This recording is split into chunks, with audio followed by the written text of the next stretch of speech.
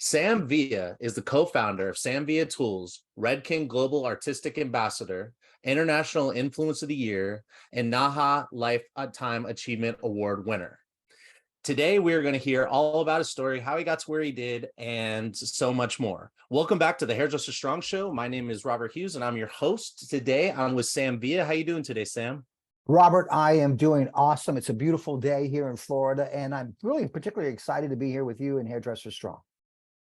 Awesome. Well, so let's just dive right in. And I just want to, start off saying thank you so much for taking the time. I'm been looking forward to this conversation. So why don't you, give us a little insight into how did Sam Villa become, somebody, who's standing. I mean, just just go back for a second. I want to tell everybody who's watching this who may have never heard of Sam. Sam's been around a long time, and a lot of people look up to you, and so like having the opportunity to talk with you is a real privilege and honor. So I hope anybody who's tuned in to you just pay close attention to this. Okay, go ahead, Sam. So tell us a little bit about, like, did you get into hair as as a young person? Did you fall into it? How did that happen? Robert, it's such a great, interesting story. I mean, it just goes to show you in life, you just never know where you're going to end up. I actually started out as a child around 7, 8 years old, working in my dad's barbershop in the state of New Mexico. And I have to be honest with you, in your community, I actually hated it. I did not like it at all, because I used to watch my dad stand up all day. And my job was to sweep the hair and shine shoes, and I got 25 cents a shine. I watched him stand up all day, and Robert, I was so busy sometimes shining shoes, I couldn't go sweep the hair, and I watched him stepping in this hair that's ankle deep. And I'm thinking, I'm never going to do that. But yet here I am today. I did it for all the time. I didn't like it. On Saturday mornings, I remember getting in the car at 7 a.m., driving down the street, and all my neighborhood kids and friends they're riding their bikes, and I'm in the car going to go shine shoes. Then we moved to California because it was the mines started to close. My dad said, we're going to go to California. We had family in California, but he wanted to become more of a barber stylist, if you will. And I'll never forget being his model for that when he went to get his barber stylist license. But it was something I never thought I would do. My mom and dad, I'm so fortunate to have great parents. They gave me a lot of great values. One of the things they really had us do was participate in sports and participate in school. I had my little issues in school, but I really got into sports, and I ended up going to college, playing volleyball. I came home one weekend and sat down with my mom and dad, said, hey, I want to go to cosmetology school. And my mom's jaw dropped. My dad was clapping underneath the table. And my mom said, what about college? You got 1 year left. It's ridiculous. It's silly for you to drop out. I said, Mom, I'm going to school. I cut school half the time to go to the beach and play volleyball. That's all I do. I said, I'm a phys ed major. Dad's done really good providing for the family, yet I don't want to go to barber school. I want to go to cosmetology school. So my dad found a good school. I made a deal with my mom. If it didn't work, I would go back and pay for my final year. But the interesting story was, in school, I went to a school called Ponce College of Beauty in San Mateo, California. It's a great school. My dad found a really good school. I was in there for probably about 3 months, Robert, and I'll never forget, my teacher came up to me. She kind of did these kind of things, said, hey, come over here, Sam. And I said, yes. And she said, Sam, your client's rollers are falling out underneath the dryer. Why don't you go over there, apologize to her, and I want you to put them in there really super tight. And I said, yes, Miss Huda, no problem. And as I walked away, she said, and you might want to think, Sam, about doing something else. Oh, yes. And I just to the youth that are out there, hey, listen, if I can do this, you can do it. And the story goes on where it kind of hit me. What she didn't realize, Robert, was she was speaking to somebody that was really competitive. You said something, I can't do it. I was going to prove to you I could. So my dad called me that weekend by chance and said, hey, what are you doing Sunday? I said, Dad, I'm not doing anything. I can't afford to do anything. He said, well, I'm going to come and pick you up. We're going to go to a hair show. I said, what's that? He said, that's where you need to understand. That's education. It's important. You always go to them as much as you can, because you got to stay up with techniques and trends and things like that. I said, okay, great. So he picked me up early Sunday morning. I asked him, who are we going to see? This was 1976, so I'll let your community out there do the math. But we went to see Vidal Sassoon himself when Redken brought him in, And my dad was a big Redken fan. Little did I know I was going to end up with Redken. But we went. My dad was smart, got there early. Robert put me in the middle of the second row, not the first.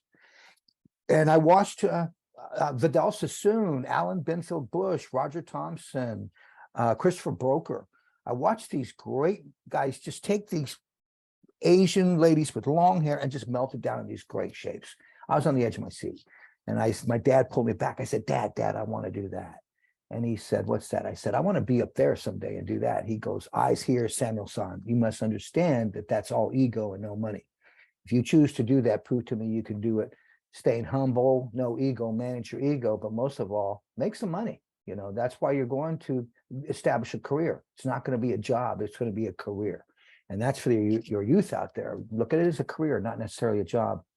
So I went back to school, and Robert, I was nailing everything because I now had purpose. I wanted to show my teacher I could do it. I also wanted to prove to my dad that I could do it and what he was, suggesting.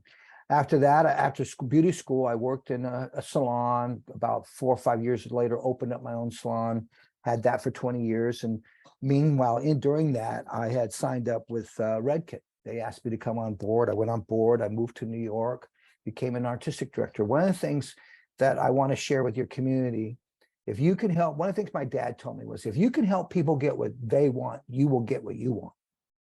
So I want the youth out there to remember that what you put out is what you're going to get back in this industry.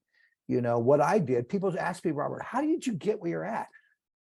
The way that I got where I'm at now is education. I went to every show I possibly could.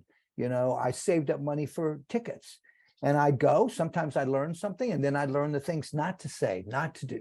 But there was always a learning experience that I walked away with. And I used those learning experience by practice. Right now, you got people out there that we don't know that are working out extremely hard. Probably will know them in, I think, 2024 for the Olympics in Paris. They're going to become fit, but they're working out. They're practice. It's not just going to come to you. A clientele will not be handed to you. Social is your new business card. You need to understand that. For the youth, you have to understand that that's how you're going to be able to grow a business. The days of walk-ins, the days of waiting for people to come in, the days of the way it used to be going out to malls and handing out your cards, those days are gone. It's now about social and the value of social. So that's basically, how my career started, going to school. And then, now I've been with Redken for so many years, since 1996. My tool brand is something that I did because I wanted to have an exit plan, because one day somebody's going to say, oh, I've seen Sam, I've seen him. He's gotten old, etc. So now I'll have my tool brand I can, so to speak, fall back on. But I really believe that to all the students and the youth that are watching this, education, I think, is something that you have to understand. Investment in education will always be an investment in your future. And that's important to remember. That's so good. So did you did you work, so after school, did you work at a salon or a shop or anything before Yes. you tell us a little bit about that? Like, how long were you there? How many salons did you work at? How did you go from saying, I want to be up there on stage, to being up there, like start to work with Redken? Okay. Well, there's so many different avenues that you can walk down in this industry, as you well know.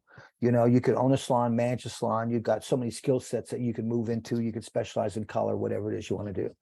One of the things that I did was I wanted to do everything because there's money there. Money is in chemicals. That's important for everyone to know. A lot of people now, they double up, they do everything. But what I did was I worked in a salon. I went to interview in a salon, but they said you're overqualified. I wanted to go through an associate program, and they wanted to put me on the floor. And that was Yosh Toya back in the days in San Francisco. I don't know if you remember him, but great French cutting method that he would use. And he was well known back in the 70s, 80s, and 90s. But I worked in a salon where once again, went and did a lot of education. I'd come back, I'd share it with everybody in the salon, do little classes. Then I went to another salon that I was attracted to. I got into that salon, and then I ended up buying that salon and purchasing that salon. But both salons, the first salon I worked into, I enjoyed it, the people. But the second salon I worked in, I enjoyed it even more because of the education value that they had. So for the youth that are out there, if you're in school and you're thinking about, well, Sam, I really don't know where I'm going to work, what I recommend you do is you go into a salon, ask them if you can just sit in that reception area if they happen to have one, or ask them if you can observe, and then listen to how they answer their phones. Listen to how they communicate at the chair. Look at the type of work they're doing, and then ask yourself, do you want to be a part of that? If it is, then pursue it. Ask them if they have an associate program. I highly, highly, highly recommend associate program. You have two choices. You can choose to bypass that. That's called learning by trial and error. Or you can have an associate go to a social program, fulfill that, and now you have a strong skill set that you can build a strong clientele. But you have two choices out there. So I really recommend you get an associate program, but find out if the salon has one. If they have one, they say, yes, we have one. Ask them to see it in writing. If you And don't, for anybody who doesn't know what you mean by associate program, will you tell them what you mean by that? thank you for that. An associate program is basically a salon that takes an apprenticeship program, and they have it where they mentor you. They mentor you on every detail on the what, the how, and the why. And if they can make the why real simple, the how is a lot easier to do. So that's what you want to identify on paper. So that's basically an associate program. Associate program sets you up for success. Instead of you not going through an associate program, now you're basing your success on everything that you learned in school. And a lot of times that's going to be trial and error. You're going to be able to upgrade your skill set by going through an associate program. So an associate program, that's in terms of what it does. Now, the how is on that document that you see in classes every weekly or whatever it has to be in every skill set. If you don't see that, move on to another salon until you do see that, if you choose to go through an associate program. Now, a lot of youth out there, I know that you want things, you want it now. I get that. I understand that. But find an associate program that fits your needs. It doesn't need to be a year long. I know associate programs can be 6 months. They can be 3 months. Maybe it's a crash course of a month. But if you see it in writing and they can do it, deliver it, great. I strongly recommend it. So I think that's the reason why I like that second salon, is because I learned so much more watching them train their assistants. That was the name of what we were called at the time. And now associates, watching them train their, so I learned so much. I learned so much.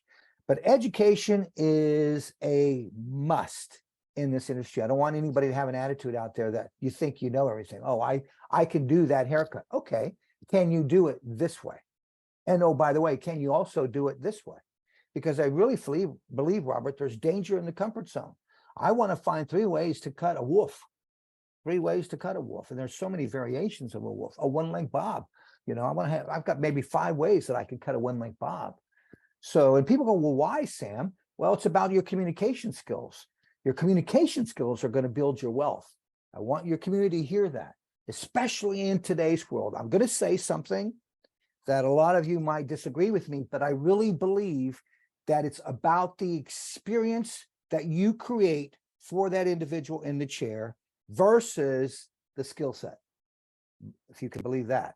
There's more value in the experience now than the skill set. It's a changed world. Now, when I was brought up in this industry, Robert, it was about the skill set. You got to have a strong skill set. Communication skills kind of fell in line as we went along. But now, communication, let me give you an example. People go, Sam, what do you mean by an experience? Well, let me say this. I just took my son, summer, to Disney World. Robert, I haven't been to Disney World in years, and I felt like a kid again. And it's because of the experience that they create and how they've changed the experience to fit today's world. You now reserve your lines for your rides. You reserve it. You don't have to wait in line. You know, oh yes, and I thought, I'm not gonna go reserve. And then my wife was doing it.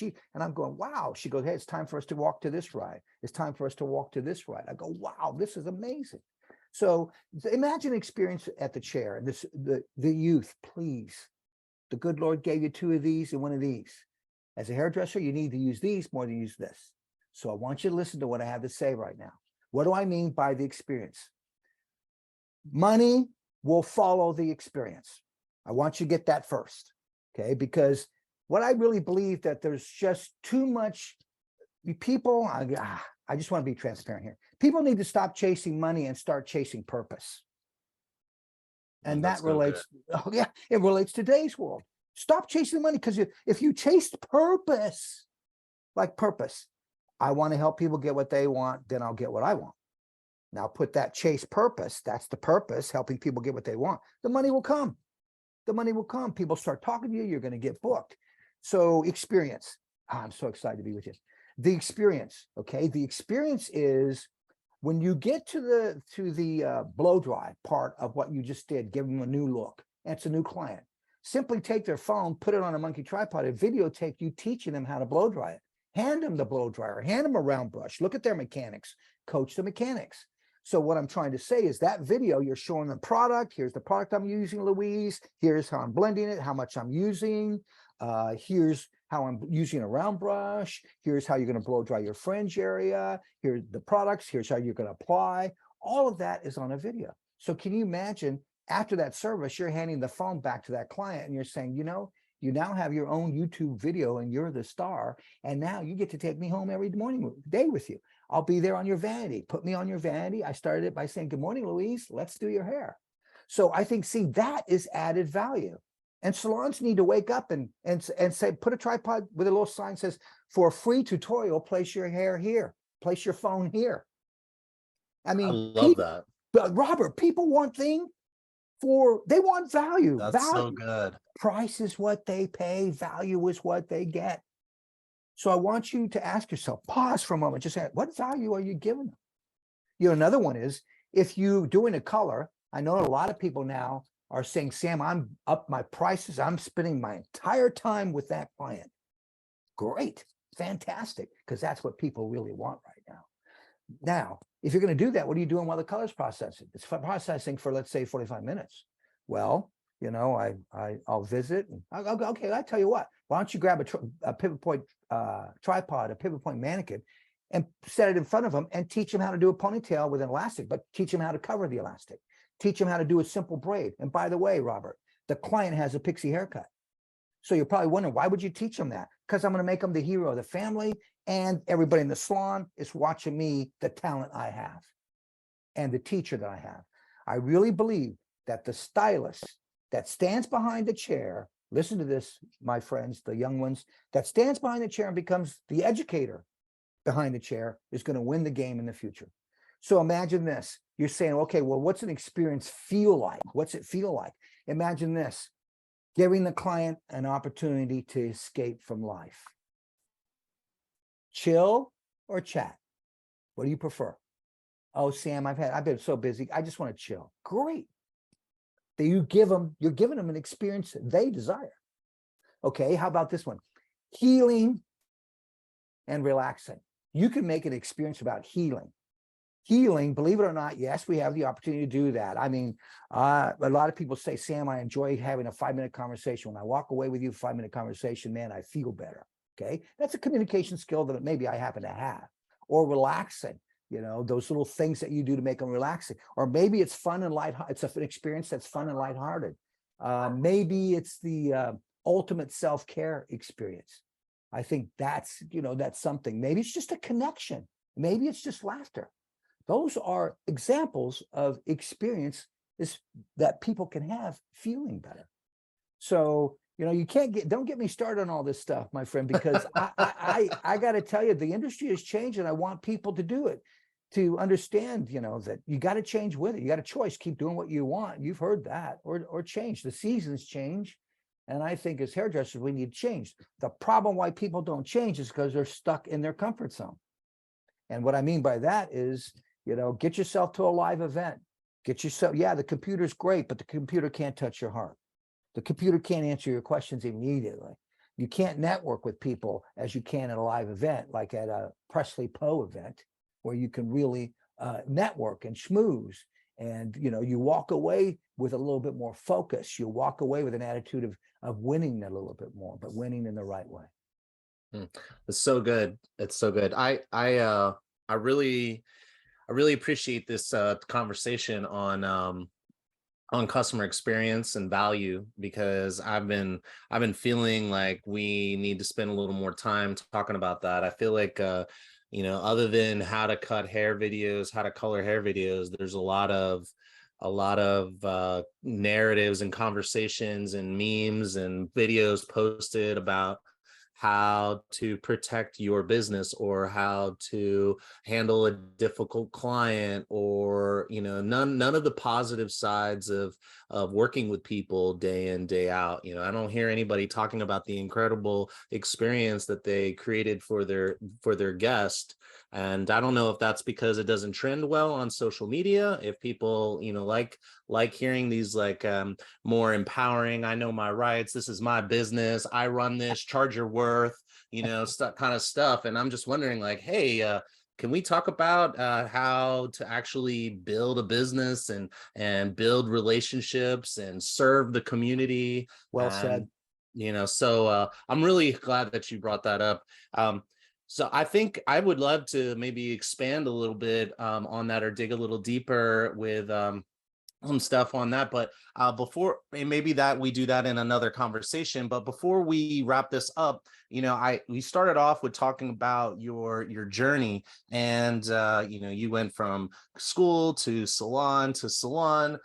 You became a Redkin educator, and I think I'd be interested to know if you had any kind of last minute pieces of advice for anybody who's looking to maybe pursue the pathway to stage, or maybe participate in some sort of competition like NAHA or anything like that, where you're kind of going. It's a little different than being a behind the chair stylist, and that I feel like the pathway isn't perfectly clear. So do you have any advice or tips or anything like that on that topic? Oh yeah, I think there's a lot of resources out there now, Robert, with that kind of leading people in that path that choose to be a platform artist, a guest artist, an influencer, a teacher, whatever, facilitator, whatever you want to call it. There's great pathways out there now. One of the ways that I did, I have to be honest and say that Redken made me who I am today as a teacher. They gave me the resources. And what I mean by those resources is they said, you're going to get a training by this guy that's what he does, is he teaches you how to teach. I mean, we just got up there and did what we thought we would need to do, Robert. You just start talking and gurgitating all this stuff. But it's more about being focused on the learner than being focused on yourself. So that's the focus that you got to understand. If you choose to go down that path, know who's in front of you, and that's who your focus is. It's not about how do I sound, how good am I, did they like me, that kind of thing. Because when you choose to put yourself in front of people, as you do in social, you're choosing to open yourself to negative feedback. And negative feedback, as far as I'm concerned, is just nuggets of information that are going to make you better. So I think there's Coach Chris Barron is an awesome one out there in terms of coaching people on how to be a presenter, taking from A all the way to Z. I highly recommend you check out Coach Chris Camp. Another one is High Salon Performance. They're a great team on the business side in terms of being able to bring salons in the direction they need to be going in today's world. I think I'm just going to be really honest. I think the business model of what we had years ago, you got to take it and rip it up and start all over and work with what works today. The other thing is if you're thinking about doing something in terms on the teaching facilitation side, start doing it now. When you go to a show, come back and set up a little class for the people that you're surrounded with and give them that class. Practice, practice, practice. Public speaking, they say, is the number one, in terms of fear. But fear is just fantasized experiences appearing real. That's all it is. It's shit, that we make up in our head. That's what it is.